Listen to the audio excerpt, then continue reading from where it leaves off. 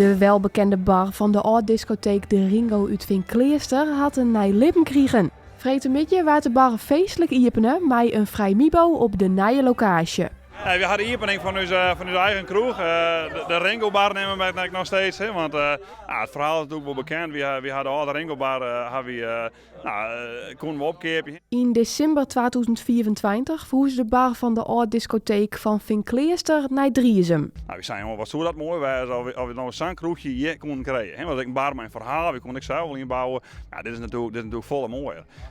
We zijn die bar, maar we willen op de eerste etage. En onder zit ik nog een kroeg inderdaad van de Ringo. We hadden die hele bar in stikken zagen. Op een vraag ben je heen en toen kom je weer in deel en kon er nog zetten. Het hier wel even wat aardig in de grond. Wie net in tot rekelen. Maar nee, dat is al je slagen, hartstikke best gewoon. En de bar die brengt een soort oortenkens die de meesten naar boppen. Vooral hoe de wilde tierden van jettiets. Ja, er wie altijd wat te beleven, hè. Er wie altijd leuk, er wie altijd gezellig en dan ben altijd dikke feestjes. Ik denk dat meesten hier weer rondkomen en zeggen van ja, ik herken het nog wel inderdaad wat vroeger weer, absoluut. Ja. Als er binnenkomt, dan denk je, hey, dit is de oude Ringo, de sfeer waar du komt er binnen en dan denk je, hey, dit is de oude Ringo.